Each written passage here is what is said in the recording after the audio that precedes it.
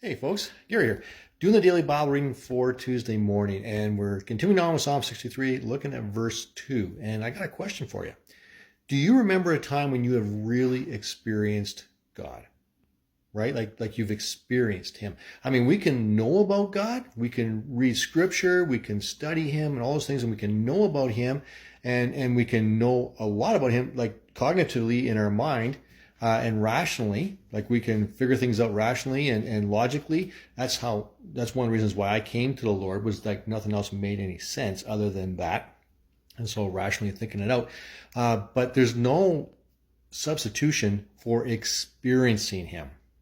And that just puts it way over the top, right? So we can know about Him and we can also experience Him, and experiencing Him is on a completely different level. So today we're looking at Psalm 63, verse 2, and it's David, and he's in a desert. He's in a hard place, but he remembers something. So let's look at verse 2. Here's what it says.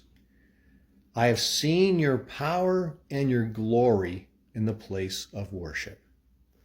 He remembers experiencing God. He knows everything's going to be okay because he has that experience behind him. He remembers seeing God's glory and God's power in the place of worship. And here's the thing about worship. Worship, it can happen anywhere. You can worship God in all parts of your life, right? You can worship God when you're eating. You can worship God when you're working. You can worship God when you're in church, in a service. It's all about devoting yourself to Him and worshiping Him and concentrating on Him and all those things.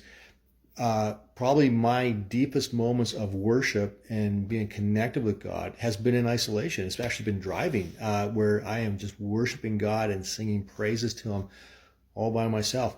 And then there's other times that are also really, really valuable when you've been in a group, been with a group of people in a service, and you're all worshiping God together. And that's something else as well, where, man, God can move just powerfully. I mean, He moves powerfully all the time, but we're aware of His movement. We're aware of His presence in those places. Those are great times. And here's the thing I want to say.